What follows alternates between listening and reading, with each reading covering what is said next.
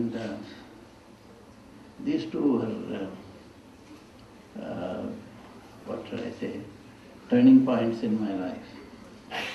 And that's how I came to know her, and I worked with her for a long time throughout her period of being the Prime Minister. Her guidance and support to us professionals brought these two organizations which I mentioned to you, the BHL and Maruti, to such great heights. They became model institutions and brought credit to the Indian public sector and added great strength to the Indian economy. I remain always very grateful to the unconventional way Mrs. Indira Gandhi chose some of us to head these institutions at that time. On a personal note, I want to say that I have had the privilege of working with 4 members of the Nehru-Gandhi family. In my first years of service, I worked with Pandit Nehru in the Planning Commission. Later, I worked with Mrs. Gandhi when she was the Prime Minister, during which time, because of my stewardship of BHL and Maruti, I worked rather closely with her. Later, it was my great fortune to have worked still more closely with Rajiv Gandhi during the 80s.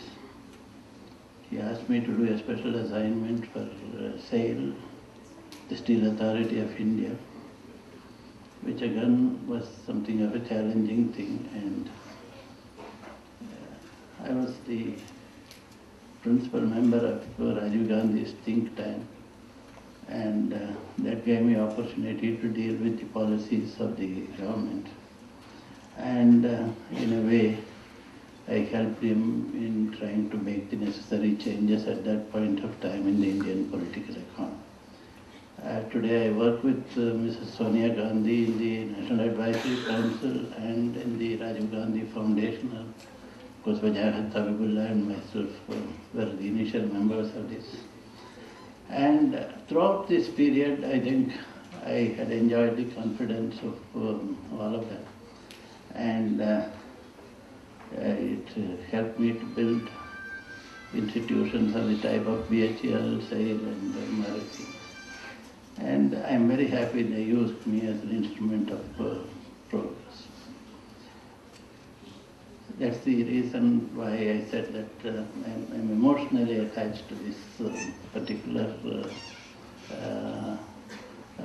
person, and in whose name this lecture has been instituted. Mrs. Indira Gandhi, I think, inherited a very strong commitment to India's development programs from the Nehru regime. She continued the same path of India's economic development through the hallmark or the important factors being the self-reliance and the development of human resources. In fact, these were the two hallmarks of their philosophies.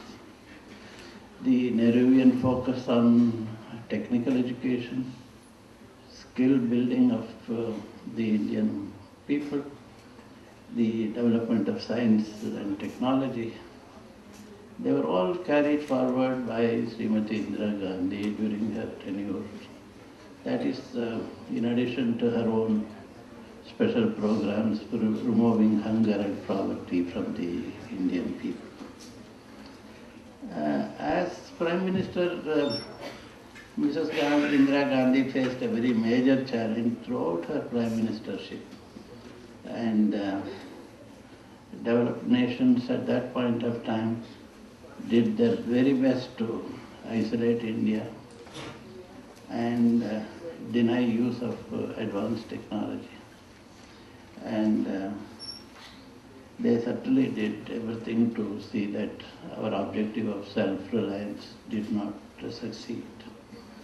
And we had to depend upon a few other friendly countries. With whatever assistance they could give by way of technology, we tried to build the nation during that time. During that time, whenever we had discussions at the highest level on the need for advanced technology products, I think, and the difficulties that we encountered, that one thing which came out in all her philosophy is very clear. She firmly believed that India should emerge as a major power through its own efforts, through its own skills and resources. And she did not deter at all just because that many of the advanced countries did not come to her rescue at that point of time. This is if you have to depend on our own resources and our own skills, it was a difficult road to take. But she was very confident of India's ability to stand up to external pressures. And the pride of India was paramount in all her actions. I can quote many instances where she showed extraordinary courage in defending the integrity of our nation and upholding the nation's pride. But even if it came to leading a more difficult path. I just want to illustrate only one or two instances, only to take advantage of this occasion. And not many of you here will remember that after the 1971 war with Pakistan and the 1974 Pokhran explosion, there were a lot of official and unofficial sanctions in India. Ambassador Rajan might recall.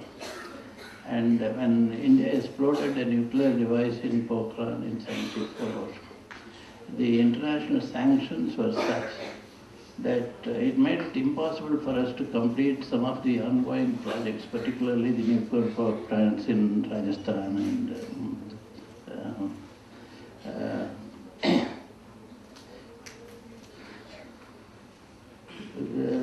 the problem was that how to at least complete the ongoing projects. And at the same time, she wanted us to show to the world that we would not surrender. And she demonstrated that India could still produce the nuclear energy despite the stoppage of all possible, in various ways that all the import of equipment got stopped. And I was one of the people who was part of this program, and I must say, she motivated some of us. And with the technology, with the knowledge that was available with the Bhabha Atomic Research Center, the Bharat Heavy Electricals, Larsen and Toubro, and things like that, I'm happy to say that we completed all those nuclear power plants